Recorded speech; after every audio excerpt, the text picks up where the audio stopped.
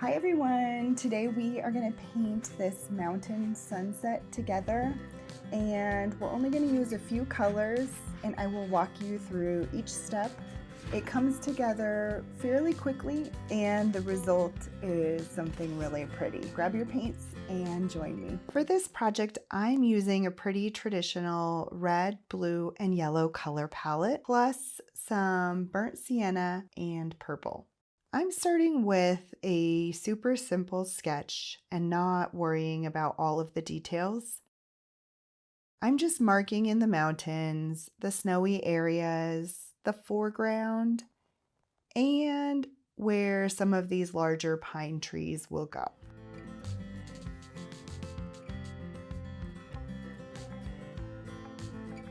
I also like to use my gum eraser to lighten the sketch before painting. I think I made this sketch a little darker than usual.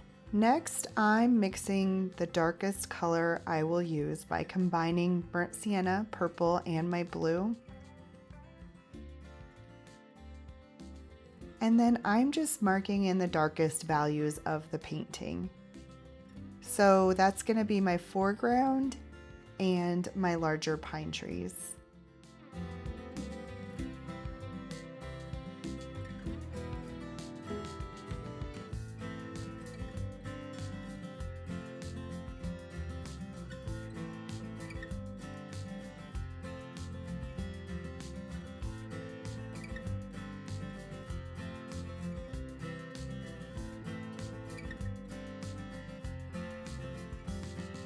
If you've painted with me before, you know I love a layer of underpaint, and it might look like I forgot to do that on this painting, but I'm actually going to put my thin layer of burnt sienna over this dark value, and it actually warms it up and kind of unifies the underpaint with this darkest layer.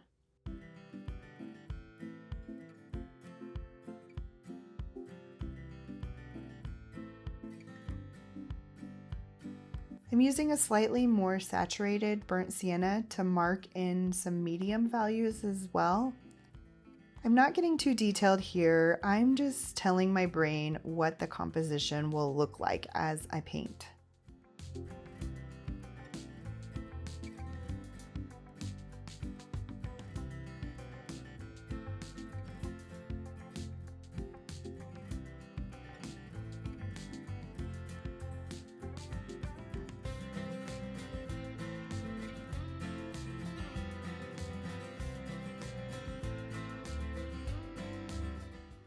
Okay, I'm mixing a richer blue color, and I'm going to use that to mark in the shadowy areas on the mountain. And as I fill in the area behind the trees, I'm focusing on the shape of each mark that I make. This makes that negative space behind the tree just as interesting as the actual tree.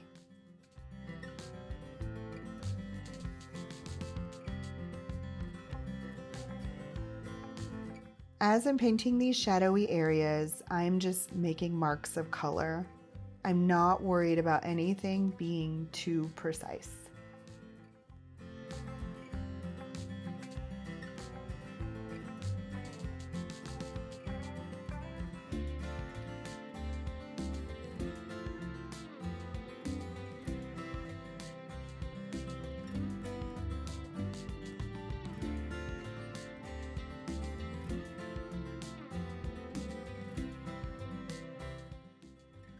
Alright, then I will take a lighter version of my blue and mark in the lighter parts of the mountain.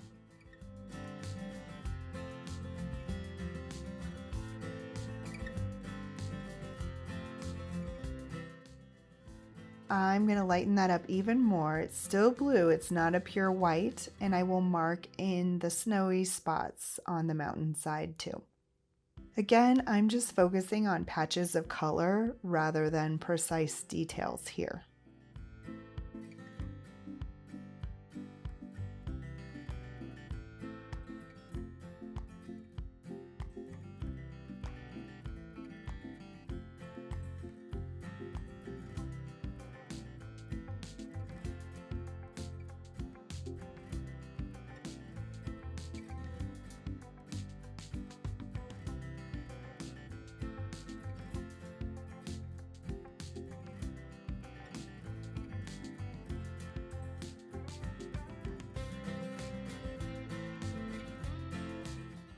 All right, I'm moving on to the sky, and I'm starting with a light blue that's very similar to my lightest blue from the mountains.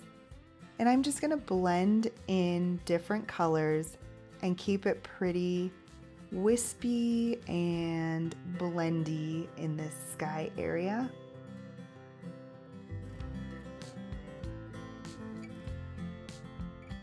You can see in my reference picture kind of where I'm choosing to place these colors, but there's no right or wrong to this. You can just use a variety of purples, peaches, pinks, any sunset type colors to show this sort of wispy blended sunset sky. I'm focusing on the contrast of light, medium, and some darker values to keep the sky interesting.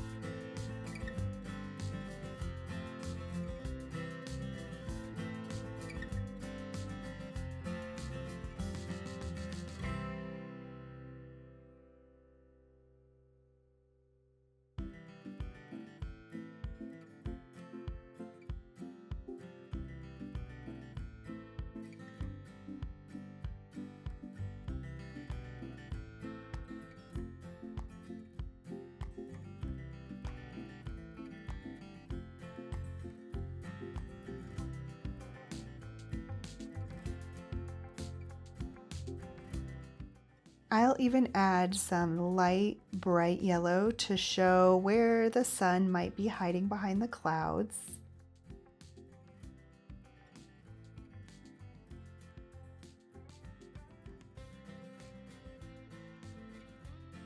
And I'll blend that in with a bit of orange.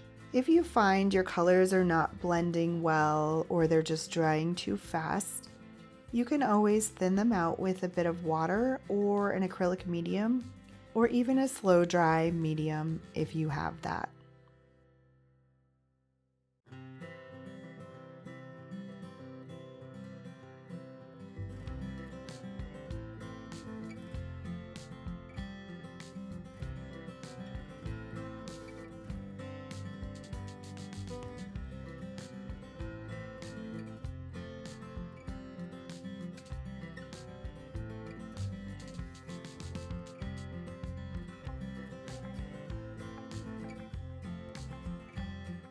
Okay, once the sky is done, I'm going to fix up these trees just a bit and remake some of the marks of the branches. I still want them to look like a silhouette, not a perfect tree, so I'm just doing tiny touch-ups. I'm not focused on making them too perfect or too detailed. I want to keep these negative space marks intact because they do look interesting.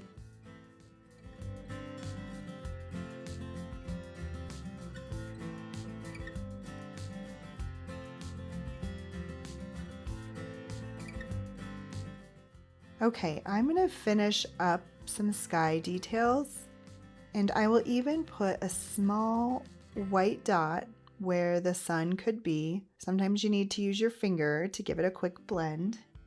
As a final step, I just like to go through and touch up any areas that might need a little extra something, add in little details, and just do one final work through to make sure I like the overall painting.